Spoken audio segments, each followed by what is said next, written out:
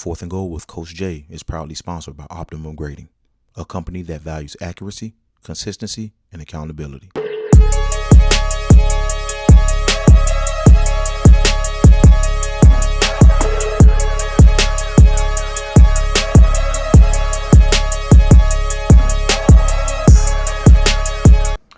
How you doing, everybody? This is Coach Johnson, man, with Fourth and Goal with Coach J. I have the opportunity to introduce you to somebody that I think has been very, very influential in a lot of different places and a lot of different formats. But you guys know the deal, and if you don't know the deal, here's what we're gonna do. We got 4 downs: first down, second down, third down, fourth down, and then a goal at the very, very end. So that's why it's called Fourth and Goal with Coach J for all of our newcomers. And for everybody that's been with us for a little bit, let's get right into it and let me not hesitate anymore, because I think you guys will be blown away with this individual. All right, first down, tell them who you are, what you do, and what you're all about. Yes, sir. So first, I appreciate you, Coach Johnson. My name is Marquise Hill, better known as RealMJHill on social media. I'm 20 years old. I'm an inspirational speaker. I'm an author, and I'm a youth mental health advocate myself.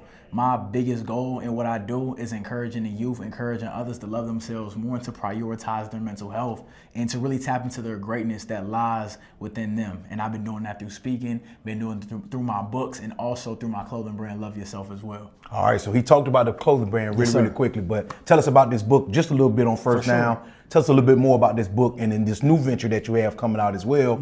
We'll talk about that at the end, but let's talk about the book right now. Let's get started. I got you. So my book is called Love Yourself More Today. It's a daily affirmational read, and basically it's 28 days. I wanted to do a month's worth of motivation, and every single day it's just a quick inspirational message. There is a workbook style attached to it, so basically you can write down the answers to the different prompts that come along with some days, and every day comes with a QR code on the next page that basically you can scan to watch an actual video about that message as well. So it's a very interactive read, but it's all about starting the journey of loving yourself more and doing the very, very small things like reading a passage, journaling a little bit about yourself, and every single week it's a mental health check-in within the book as well. All right, that's awesome. All right, here we go. So let's move down to second down. Yep. Second down. If you could tell any young person, all right, something that they need to do to improve themselves or something that they need to know to take themselves to the next level, what would that be? Something to improve themselves or something to take themselves to the next level. Whatever you're passionate about, and oftentimes if you don't know what that is, it's right in front of your face. What do you do when nobody asks you to do it? What do you naturally lean into? For me, when I was in 8th grade, it was basketball. Okay. Had a big transition in 8th grade. Basically went to the doctor, found out that I had holes in my heart, allowing blood to leave a place it didn't need to go. And the doctor basically told me I had to take 3 months off from ball. And if the healing process didn't go as planned, I couldn't play basketball at the level I wanted to. Okay. So although that was my original passion, that was something that I originally wanted to be great at, and that's how I saw myself taking care of my family in the future, I had to pivot and I had to look deeper within myself and ask myself, who else is Marquise outside of just sports? And even when I think about me finding a passion outside of basketball, one thing that I naturally leaned into was using my voice. I used to always listen to the inspirational speakers like Inky Johnson and Eric Thomas and Trent Shelton and the Tony Robbins, and I would listen to these inspirational voices that encouraged me and motivated me to keep going on the days where I didn't feel like I had it in me. And for me, I think that was something that I naturally leaned into when I couldn't play sports. And I started to pick up my phone and every single day, just using what was already right in front of me. And that was my voice on every team I was on. I was never the fastest, never the tallest, could never jump the highest. But my leadership was the role that I brought to every team I played on. And I felt that my voice was always my true passion, my true gift that I just wasn't utilizing at the time because I was putting myself in this box of only playing the sport of basketball. So for me, I feel like, you know, you start off by finding what you're passionate about and you stay consistent at that every single day. When I was playing sports, it was me getting up early, me staying late after practice. It was me putting in the work in those unseen hours when nobody was watching me, when nobody was there to root me on. I had to be my own biggest supporter, and I had to put the work in the dark. So when it did come to light, when it was game day, when it was showtime, I could show up as the best version of me. And I think I applied that same work ethic that I gave to basketball and becoming better in my sport to the work that I do today as a speaker, right? How I show up to a speech, I show up to every speech like it's the Super Bowl. Okay. I show up to every speech like it's a championship, no matter if I'm talking to a small group, an after school program, okay, or whether I'm speaking to a sports team, whether I'm speaking to a corporate organization. Every single speaking engagement, I'm bringing that same energy, that same passion, that same drive, because there's somebody in this room that may need my story, or there's somebody in this room, and if I do put that work in, if I do put that time in and put that energy in, there may be one thing I say that may spark something within them, that may encourage them to keep going, that may keep them from giving up on themselves or giving up on their dreams. So for me, I feel like you start off by first finding your passion, you stay consistent in it, in everything that you do, and you give your absolute all to it. That's all you can ask yourself. One thing that I had to work on was letting go of this false perception that I could be perfect. I had to let go of the illusion that I could be perfect. Every single day, I'm a flawed human being. I make mistakes, I fall short. But as long as I give my all to what I do, if I give my all to this interview, if I give my all towards my brand, towards my books, towards my speaking, whatever is put before me, then I can rest my head knowing I gave it everything I got. So I think that's the basis. If I could give a young person just 3 steps that they can follow, you find your passion and what you really love to do. Okay. You stay consistent in it every single day, and you give your absolute all to it, and you let the chips fall where they may. That's what's up. That's Yes, what's sir. up. All right, so I think some of this you've already tapped into a little bit, but third down, we call it money down in football. Yep. It's in very, very important down, getting off the field. But in this situation, what would you tell the younger MJ, right? What would you go back and tell that 8th grader Yes, sir. now, Yep. right, so they would be better at this point in time where you are right now? One thing that I will go and tell younger MJ is be excited about failing.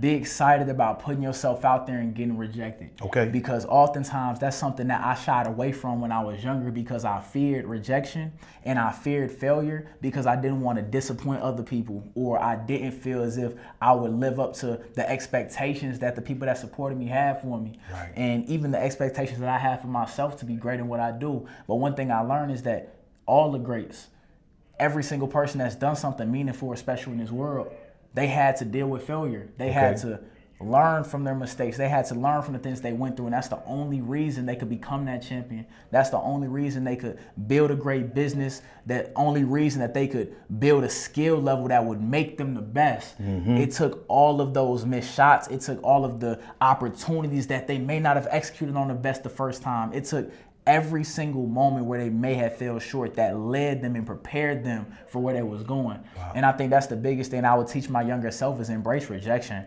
embrace failure, and everything that you do, don't fear that, but try your best to put yourself in as many positions as possible to do it faster and quicker. The more you fail, the more you learn, the more that you develop, the more that you create a certain level of perseverance and a certain mindset that's needed for where you're going. And that's the biggest thing. It's not about where you are right now. If I could tell my younger self one thing, it's not about where you are right now. It's about where you're going. And all of that failure in between time, it's just prepping you for that stage. Wow. All Yes, right. sir. There it is. I like that. Yes, sir. Everything that you're saying, I appreciate it. Here we go. 4th down. Yes, sir. Who have been the most influential people, persons in your journey?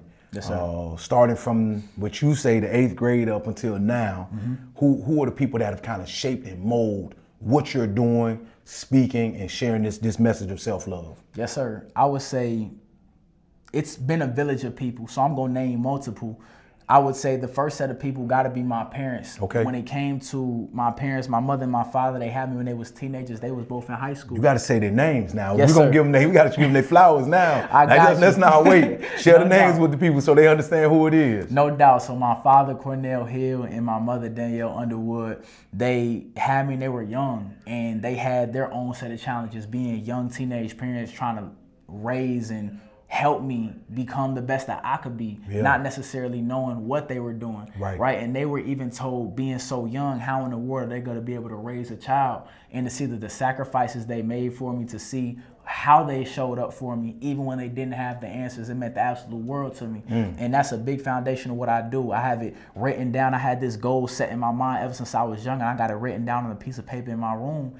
And my biggest goal is to be able to pour back into them the same way they poured into me. Okay. To be able to buy my mother and my father their dream house, their dream car, and just to be able to give them different experiences that they may have missed out on when they was younger because they was pouring all their energy and time and focus into me. Absolutely. So my parents, that's the first set of people, the big reason why I do what I do. On top of that, I got to give a huge thank you and a huge credit to my grandparents. My grandparents played a pivotal role in my growth when it just came when it came to them showing up for me when my parents couldn't be there, when my pops had to go to work, when my moms had to go to work, how they showed up for me and how they poured into me, the different lessons that they took and the different lessons that they taught me. And my grandmother, she was the biggest person that showed me and poured into me that it takes a village to raise a child. Absolutely. So that's why I give huge credit, not only to them, but also to the different coaches that I had in my journey. To Coach Greg, that's my neighbor when I moved from Chicago coming to Georgia. Coach Greg was my neighbor, literally right across the street from us. And he was my coach when I was in middle school when I was playing AAU, and he was my coach my 9th grade year. Okay. And when I was in high school. And basically all the lessons that he poured into me, man, helped me so much just in my journey and overall and how I carry myself to this day. Yeah. And then also to somebody that's no longer here, my big brother, not by blood, but by soul and connection. This was somebody that, I really looked up to, still look up to and still carry with me in my heart every single day. But his name is Haji. And, in the year 2021, he unfortunately took his own life. And, it really broke me in a sense, it hit home for me because at that point, I didn't have somebody that was so close to me that had passed. And to know that he passed in that way, it left a mark on me that I don't think will ever go away. But I feel like for me and the work that I do, when it comes to this message around mental health and when it comes to this message around self-love and encouraging others to stay true to themselves and to talk out the different things that they may be going through, to express what they feeling instead of suppressing it, that's a big driver for what I do, So I keep my big brother's name alive through the work that I do today, and I'll forever show up with that passion and with that drive, and even on the days where I'm tired and I don't necessarily know if I got it in me to keep going, I stay rooted in the people that have poured into me and poured their love into me and who believed in me, and I continue to push for them. All right, here we go. Yes, sir. Last question. What are the goals for MJ in 2026?